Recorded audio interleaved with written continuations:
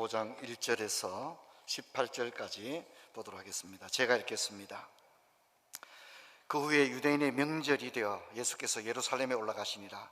예루살렘에 있는 양문 곁에 히브리 말로 베데스다라 하는 못이 있는데 거기 5 행각이 있고 그 안에 많은 병자, 맹인, 다리 저는 사람, 혈기 마른 사람들이 누워 물의 움직임을 기다리니 이는 천사가 가끔 못에 내려와 물을 움직이게 하는데 움직인 후에 먼저 들어가는 자는 어떤 병에 걸렸든지 낫게 되미르라.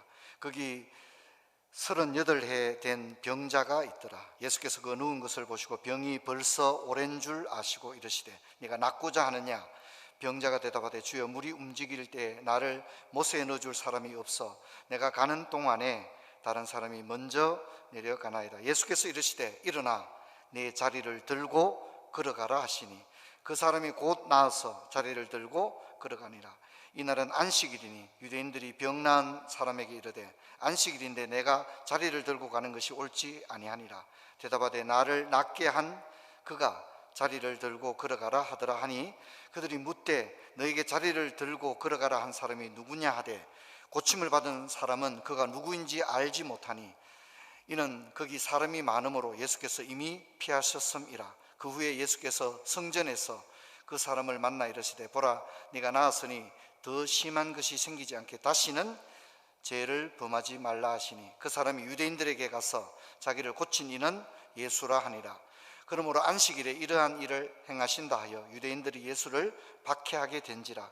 예수께서 그들에게 이르시되 내 아버지께서 이제까지 일하시니 나도 일한다 하시매 유대인들이 이로 말미암아 더욱 예수를 죽이고자 하니 이는 안식일을 범할 뿐 아니라 하나님을 자기의 친아버지라 하여 자기를 하나님과 동등으로 삼으심이르라. 아멘.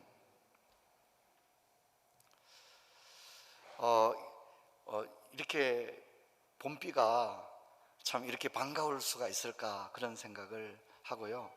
이렇게 며칠 전부터 비가 온다는 주말에 비가 온다는 예보가 있었는데 일기예보가 꼭 좀 맞았으면 좋겠다 이런 생각을 가지고 며칠을 기다린 것 같습니다. 오늘 이제 3부 예배 드리시고 오후에는 가족들과 우산 쓰시고 아니면 이제 비옷 입는 것도 굉장히 멋지거든요. 비옷을 입으시고 이렇게 강변을 이렇게 걷는 것도 참 좋겠다 그렇게 생각됩니다. 오늘은 요한복음 5장을 살펴보도록 하겠습니다. 지금까지 요한복음 5장을 아직 얼마 살펴보진 않았지만 많은 등장인물들이 그동안 나왔죠. 나다나엘, 니고데모, 사마리아 여인, 왕의 신하, 그리고 이제 오늘 이름을 알 수 없는 38년 된 병자 이렇게 나오는데 이 사람들이 이제 그냥 어쩌다 나오는 게 아니라 이 사람들 한 사람 한 사람들이 캐릭터가 있습니다. 그래서 어떤 사람은 믿음의 세계에 아주 하나님의 은혜로 잘 이렇게 들어갔는가 하면 어떤 사람은 믿음의 세계에 들어가지를 못하고 입구에서 계속 머뭇거리는 거죠. 그런 사람들을 보게 됩니다. 근데 이제 이 사람들의 특징이 뭐냐면 주님께서 이 사람들을 만나셨고요, 이 사람들의 모든 것을 주님이 아신다는 거예요. 그래서 때로는 어떤 사람의 감추고 싶은 가글을 딱 이렇게 끄집어내시기도 하시고, 또 이제 믿음을 순적하게 받아들이지 않으니까 어때요? 주님이 강하게 말씀하시기도 합니다. 왜 그러시죠? 생명을 주고 싶어서 그런 거죠. 생명을 주고 싶어서. 그리고 다른 데 가서 생명을 얻을 수 있는 게 아니에요. 그렇죠? 오직 예수님만이 생명을 줄 수 있기 때문에, 그래서 주님은 어찌하든지 생명을 주시려고 이들에게 이제 대화를 나누시는 그런 장면을 보게 됩니다. 근데 이제 우리가 이런 사람들의 이야기를 요한복음 독자들이 읽어가는 가운데 요한복음의 거울에 이제 자기 자신을 투영해 보게 되는 거예요. 나다나엘, 니고데모, 사마리아 여인, 왕의 신하, 38년 된 병자, 이런 사람들을 주님이 만나는 장면을 읽어가다가 문득 거기서 어느 한 지점에서 내 모습이 보이기 시작하는 거예요. 내 모습을 거기서 불현듯 발견하게 되는 거죠. 저는 이것이 요한복음이 가지고 있는 진짜 강점이라고 생각해요. 그래서 여러분 언제라도 가족들이 다 함께 요한복음을 가지고 1년 동안 가정예배를 한번 하면 참 좋겠다, 그렇게 생각을 합니다. 자, 오늘 요한복음 1장 요한복음 1절에서 5절을 보면 어떤 정보들이 나오는데, 이제 이 정보가 대개의 어떤 논점을 흐리지 않기 위해서 중요하지 않으면 정보를 그냥 이렇게 제공하지 않고 익명으로 처리하는 그런 것을 보게 되어집니다. 베데스다 연못에서 38년 된 병자가 낳은 사건은 우리가 성경에서 많이 읽었죠. 설교도 많이 들었는데, 그런데 이 본문이 생각보다 어려운 본문입니다. 간단한 본문이 아닙니다.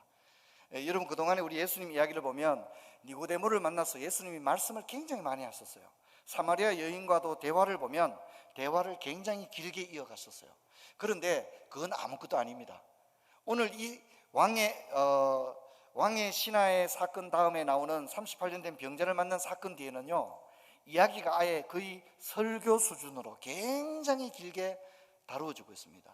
그래서 이 긴 5장을 한 번에 다 다룰 수가 없어서 다음 주에 이제 뒷부분을 다루게 될 텐데, 이 뒷부분이 저는 요한복음의 매우 빼어난 본문이라고 생각합니다. 그래서 이 본문은 지금까지 니고데모, 나다나엘, 사마리아 여인, 왕의 신하를 만나서 이야기하셨던 예수님의 복음의 메시지는 어쩌면 아주 간단한 거예요. 그런데 5장 후반부에 나오는 38년 된 병자 사건에 이어서 나오는 파생 사건, 여기에 대하여 주님이 굉장히 길게 이야기를 하시죠. 성경 한번 볼까요? 다 붉은색이잖아요. 그렇죠? 모두가 주님의 말씀이에요. 근데 이 주님의 말씀이 복음을 매우 아름답게 설명하고 있어요. 그래서 다음 주에 이 부분을 가지고 여러분과 함께 다룰 수 있도록 하고요. 오늘 베데스다 사건을 한번 다뤄보도록 하겠습니다. 먼저 이제 시간은 유대인의 명절인데 아마 6월절로 생각이 됩니다. 38년 된 병자의 이야기가 나오는데, 여러분, 예수님은 적어도 3번 이상의 6월절에 예루살렘을 방문한 것으로 그렇게 나오고 있습니다. 첫 번째 방문은 이미 살펴봤죠. 성전에 돈 바꾸고 비둘기 팔고 이러니까 내 집은 만민의 기도하는 집이다 하시면서 성전의 순기능이 이루어지도록, 뭐죠? 성전은 기도하는 집, 이렇게 하신 것이 첫 번째 방문이었습니다. 그리고 이제 오늘 두 번째 방문인데, 두 번째 방문은 이제 이 카메라가 어디를 비추고 있죠? 카메라가 성전을 비추고 있는 게 아니에요. 카메라가 베데스다 연못을 비추고 있어요. 근데 그 연못에 있는 사람들은 병자, 지체장애자들이거든요. 근데 그리고 마침 그날은 무슨 날이죠? 안식일이에요. 그런데 안식일인데 안식이 없는 사람들을 카메라가 비추고 있는 거예요. 병자, 시각장애인, 지체장애인, 이들은 안식이 없잖아요. 몸에 연약함이 있으니까 안식이 없는 거예요. 안식일인데 안식을 누리지 못하는 사람을 카메라가 비추고 있는 거예요. 이해하시겠죠? 그래서 안식일의 주인이신 예수님이 안식일임에도 불구하고 참된 안식을 누리지 못하는, 그 가운데 어떤 사람이 있죠? 38년 동안 한 번도 안식을 누리지 못한 그 사람을 카메라가 크로즈업하는 거예요. 그리고 그 사람에게 이제 안식일에 안식을 누릴 수 있도록 그 사람의 모든 연약함을 기적적으로 치유해주는 그런 장면이 두 번째 성전 방문입니다. 세 번째는 이제 요한복음 후미에 가서 다루게 될 예수님이 어린 양이 되기 위해서 성전을 방문하는 이야기가 나옵니다. 베데스다 연못에는 5개의 기둥이 있었고 그곳에는 기적적 회복을 열망하는 지체장애자들이 있었습니다. 자, 근데 문제는 성경 한번 볼까요?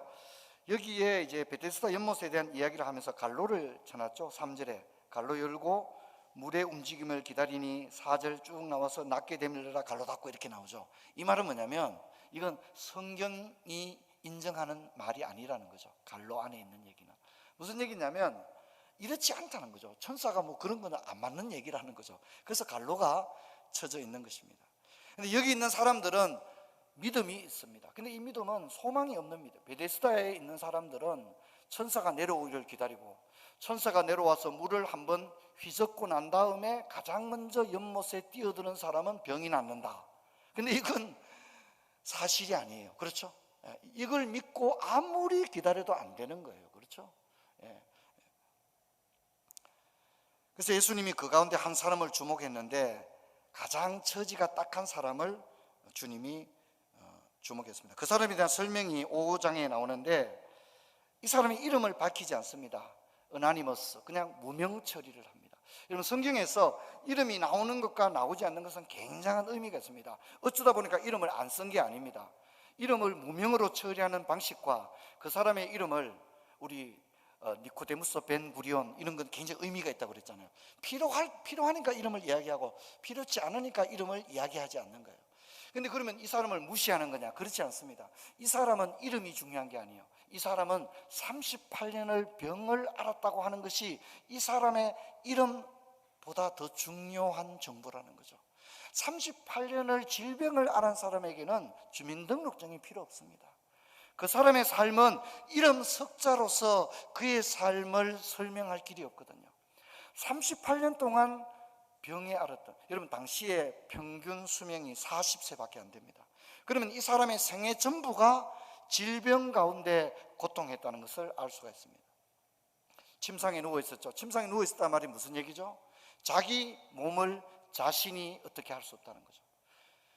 현재 그 투병생활 하시는 분들 얘기를 들어보면 몸이 아픈 것은 참을 수 있다고 그래요.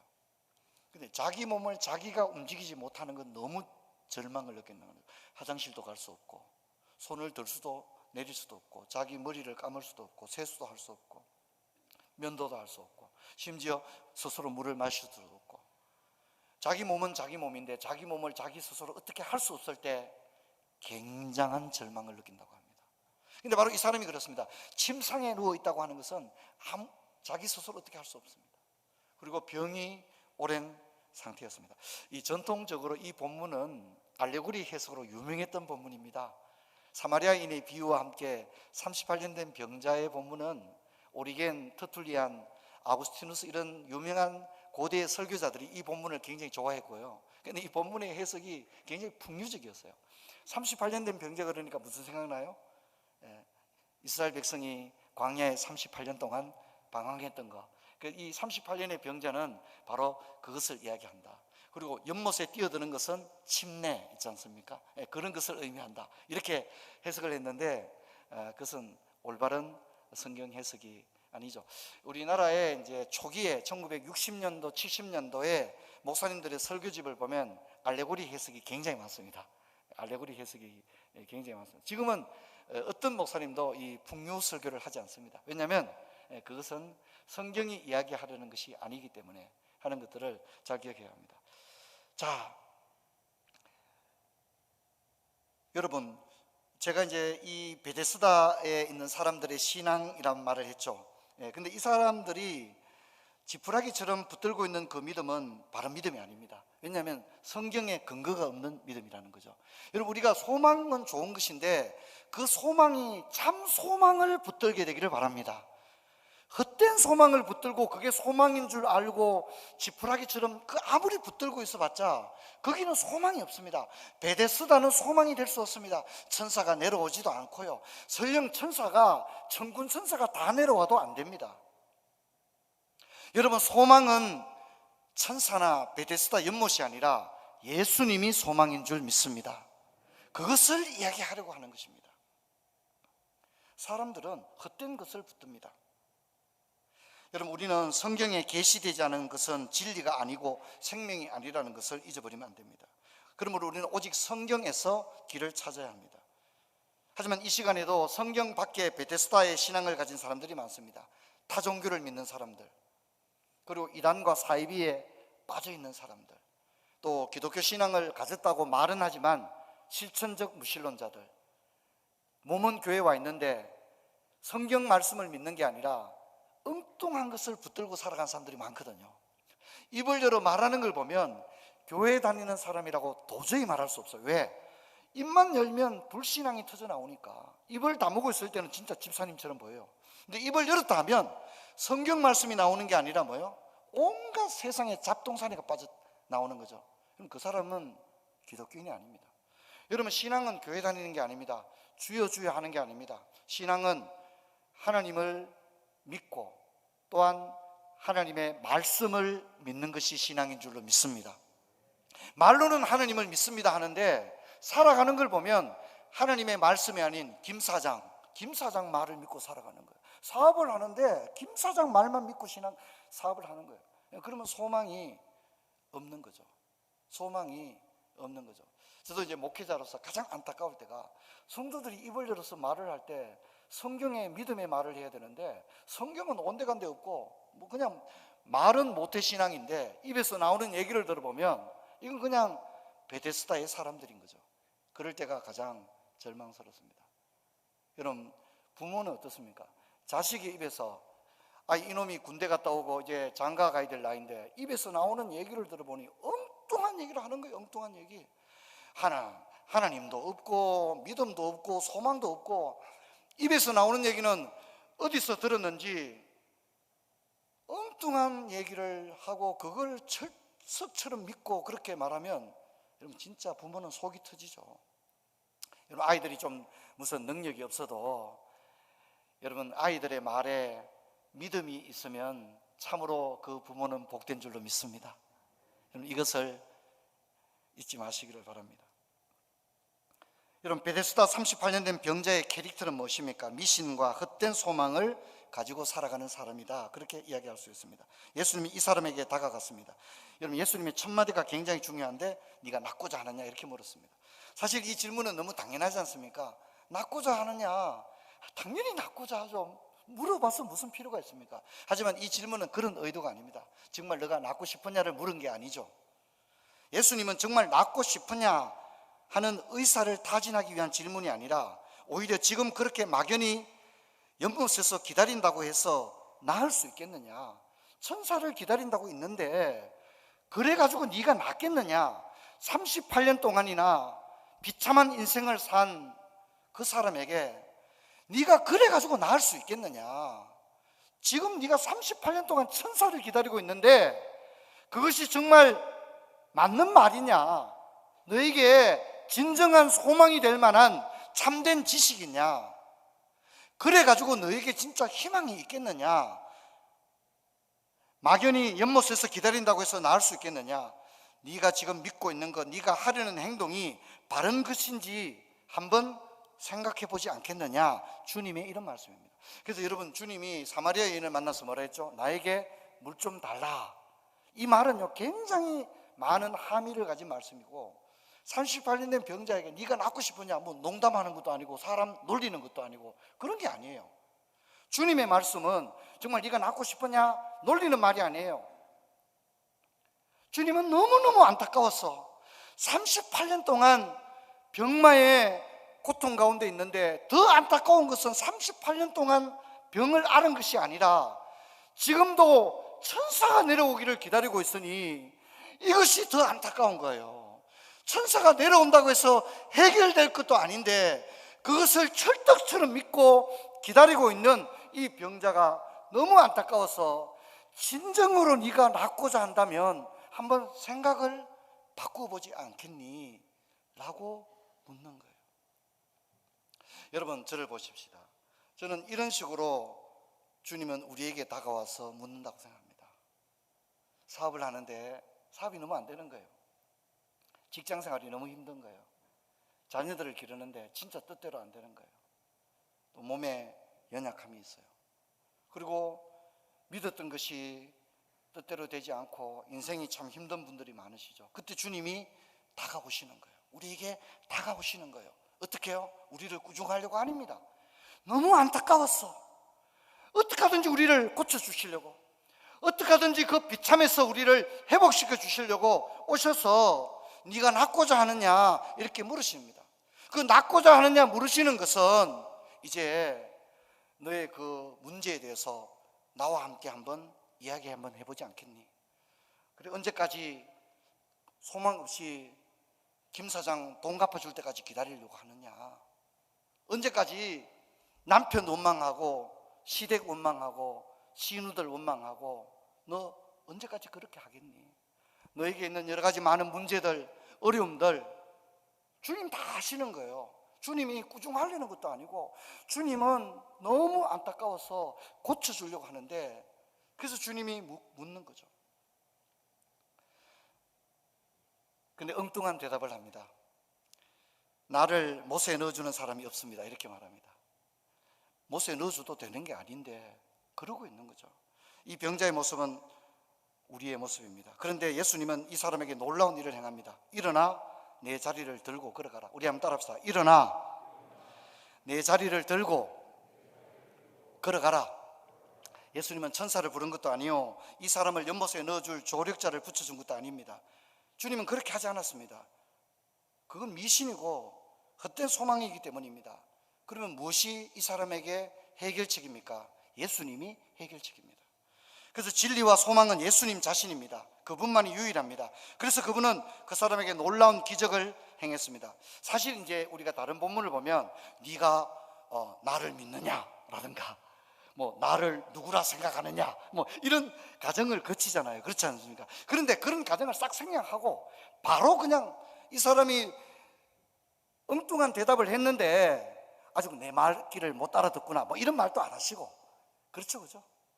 38년 동안이나 하나님의 백성이 평안을 얻지 못하고 안식을 누리지 못하고 병마에 휩싸여 있는데, 그나마 참된 진리를 소망하는 게 아니라 미신과 엉뚱한 것을 지푸라기로 붙들고 있는 이 사람을 주님은 도저히 더 이상 방치할 수 없어서 바로 주님은 명령하는 겁니다. 뭐 주님이 뭐 팔을 한번 움직여봐라 뭐 이런 얘기도 안 해요. 그냥 바로 일어나 걸어라. 할렐루야.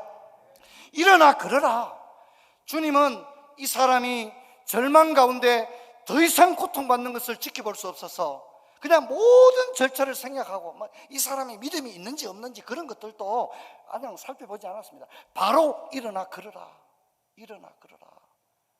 그렇게 말씀했습니다. 여러분, 우리는 여기서 창세기의 말씀을 생각합니다. 말씀 하나로 세상을 만드신 것처럼 예수님이 아니고서는 이 세상이 존재할 수 없었죠. 그리고 주님은 안식일의 주인입니다. 안식일에 참된 안식이 없는 것은 주님으로부터는, 주님 자신으로서는 불명예입니다. 안식일의 주인의 입장에서 볼 때는 참된 안식을 누리지 못하는 그 사람을 바라볼 때 안식일의 주인은 견딜 수 없어서 그 사람에게 참된 안식을 부여했습니다. 주님은 이 사람을 치유하기 위해 어떤 것도 하지 않았습니다. 그냥 말씀만 하면 되었습니다. 걸어가라, 일어나라 했습니다. 주님이 말씀하시면 즉시 그대로 되기 때문에 다른 어떤 것도 필요치 않았습니다. 주님의 말씀이 충분했습니다. 여러분, 지금 저와 여러분에게도 어떤 절망이 있다면 그것을 해결해 줄 수 있는 것은 천사가 아닙니다. 우리를 연못에 넣어주는 것도 아닙니다. 다른 그 어떤 것도 아닙니다. 여러분, 우리를 해결해 줄 수 있는 분은 오직 주 예수 그리스도신 줄 믿습니다. 그런데 감사한 것은 그분은 우리를 사랑하실 뿐만 아니라 우리를 얼마나 사랑하셨던지 자신을 다 바쳐서 자신이 죽음으로써 우리를 생명으로 살려주신 분이 그 주님이십니다. 그래서 우리는 주님 나를 사랑하십니까? 그건 바보 같은 얘기예요. 주님이 우리를 사랑하죠. 우리를 사랑해서 십자가까지 지셨잖아요. 그런데 그 주님이 우리가 안식 없는 삶을 살아갈 때, 한날 낙심하고 그렇게 살아갈 때 주님이 기쁘시겠어요? 주님이 너무 마음이 아프죠. 그래서 우리를 38년 된 병자를 즉시 일어나 걸으라 한 것처럼 우리 형제 자매들 가운데 여러 가지 고통이 있을 때 주님은 그것을 못 본 채 하는 게 아니라 지금 당장이라도 우리를 회복시켜 주시고 고쳐주기를 원하시는 줄로 믿습니다. 이 믿음을 가지기를 바랍니다.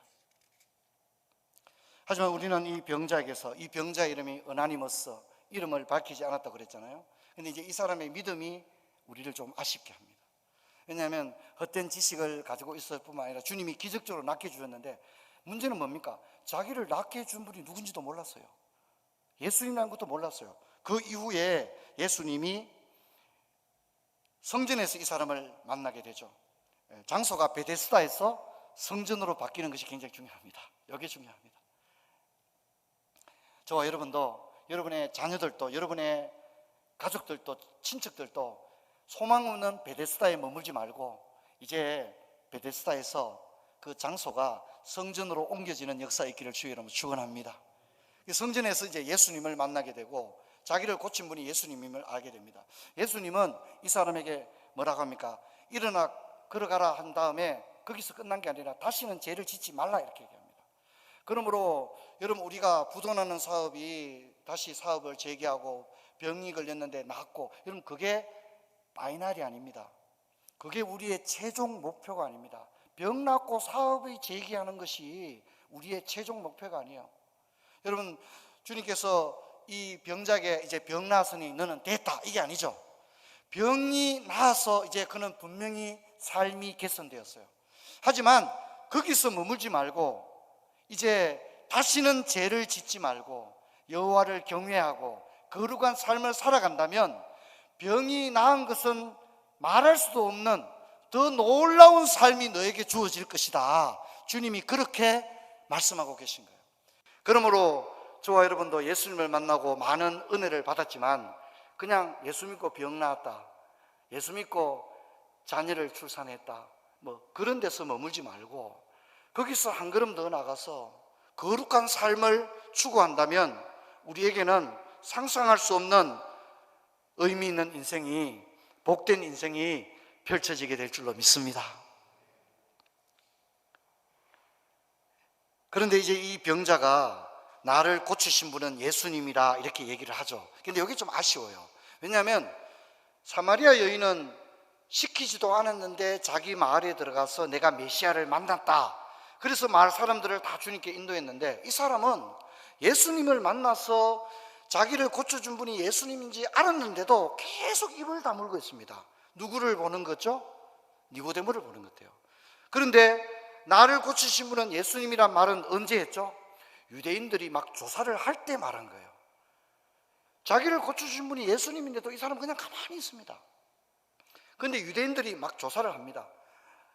안식일에 침상을 들고 간 것은 죄다. 누가 나를 들고 가라 했는데요, 그게 누구냐? 그분이 이름이 예수님이라고 합디다. 이제 이렇게 한 거죠.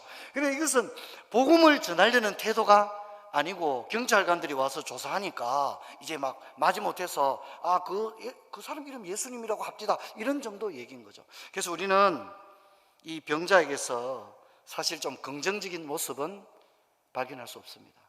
하지만 우리는 이 장면에서 복음을 받아들이고 신앙을 고백하는 것은 얼마나 아름다운 일인가를 한 번 더 생각을 하게 됩니다. 자, 그런데 이제 이 유대인들이 이 병이 난 사건을 엉뚱하게 해석하죠. 38년 동안 걷지 못하던 사람을 걷게 되었다면 축하해 줘야 되잖아요. 그런데 축하해 주지 않고 율법을 어겼다 이렇게 말합니다. 율법을 어겼다. 근데 이것은 베데스다 사람들과 똑같은 얘기입니다. 베데스다 사람들도 미신을 믿고 있었잖아요. 근데 이 유대인들은 성경을, 레위기나 신명기를 믿는 게 아니라 이들이 지금 믿고 있는 것은 미시나를 믿고 있는 겁니다. 성경이 아니에요. 미시나는 성경이 아니에요. 미시나는 유대인들의 전통을 정리해 놓은 책이에요.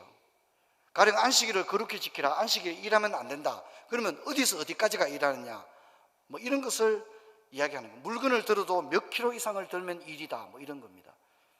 그리고 이스라엘에서 병원에 안식일에 이 체온을 체크하는 알바생들을 구한다 그러죠.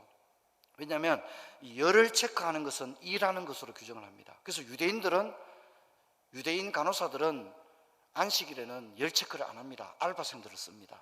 왜냐하면 열 체크하면 일을 한 거니까. 근데 그 성경에 어디 있습니까? 성경에 없죠. 당연히 레위기에 그런 게 어디 있어요? 그게 어디 있냐? 미시나에 있는 겁니다. 미시나에. 그러니까 이거들은 성경을 믿는 게 아니라 유대인들이 정해놓은 관습을 지금 가지고 얘기하는 겁니다. 베데스다 사람들이 천사가 내려오고 그게 성경 아니잖아요. 근데 이 사람들도 침상을 들고 걸어가는 건 일을 한 거다. 그 성경에 있는 얘기가 아니라 미시나를 믿는 거죠. 똑같은 얘기입니다. 전통에 붙들려 있습니다. 여러분, 여기에는 소망이 없습니다. 여러분, 저와 여러분의 소망이 헛된 소망이 아니라 참된 소망이 되기를 축원합니다. 참된 소망은 뭐가 참된 소망이라고요? 예수님이 참된 소망입니다. 이것을 잊지 마십시오. 예수님은 오랜만에 다시 예루살렘 성전으로 올라오셨습니다. 지난번에는 환전하는 사람들, 비둘기 파는 사람들의 소리가 들려왔는데 이번에는 베데스다 병자들의 소리가 들려왔습니다. 예수님은 그들을 둘러보셨습니다. 이 연못에는 희망이 없었습니다. 왜냐하면 미신과 근거 없는 소망만이 있기 때문입니다. 그리고 더군다나 그날은 안식일이었습니다. 그러나 그곳에 참된 안식은 없었습니다. 특별히 38년 된 병자는 병이 오랬고 평생을 병에 갇혀버린 인생이었습니다. 주님은 그냥 두고 볼 수 없어서 이 병자를 즉시 고치심으로 그에게 안식이 무엇인지를 깨닫게 해주었습니다. 우리 성도님들 가운데도 베데스다 연못에 있는 사람도 있을 겁니다. 엉뚱한 걸 붙들고 있다면 이제 천사가 내려오는 것을 기다리지 마시고 우리 주님이 우리의 소망이심을 굳건히 믿으시기를 주의 이름으로 축원합니다. 그리고 주님이 우리에게 다가오셔서 안타까워서 네가 낫고자 하느냐라고 할 때 주여 나를 도와주소서. 제가 이제 기도할 때 자주 기도하는 게 제가 이렇게 기도합니다. 주여 제게 은혜를 베풀어 주옵소서. 저는 이 기도를 참 많이 합니다. 시도 때도 없이 기도합니다. 주여 당신께 은총을 덧입기를 원합니다. 주님 나를 불쌍히 여기시고 내게 은혜를 베푸소서. 제가 이제 일상 가운데 기도할 때 주여 이 종이 비옵는 것은 주님께서 이 자격 없는 자에게 은총을 베풀어 주시는 것입니다. 저는 늘 하루에도 수없이 주님 저에게 은혜를 베풀어 달라고 늘 기도합니다. 그럴 때 주님이 우리를 내치지 않을 겁니다. 아멘. 은혜를 간구하는 우리를 어떻게 못 본 척 버려두시겠습니까? 주님이 우리에게 즉시 주님이 말씀하기만 하면 여러분 왕의 신하처럼 그 자녀가 낫는 기적이 일어날 줄로 믿습니다. 이 믿음 소망 되신 주님 붙들고 나아가는 저와 여러분 될 수 있기를 바랍니다. 자리에서 일어나시겠습니다. 아버지 하나님 감사합니다. 오늘 38년 된 병자의 모습 속에서 우리 자신을 발견합니다. 너무너무 안타까워서 즉시 일어나 걸어가라 그렇게 명하셨습니다.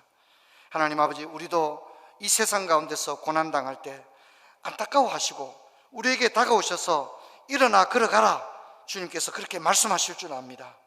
아버지 우리가 헛된 소망을 붙드는 자가 아니라 참된 소망이신 예수님을 붙드는 저희들 되게 하여 주옵소서.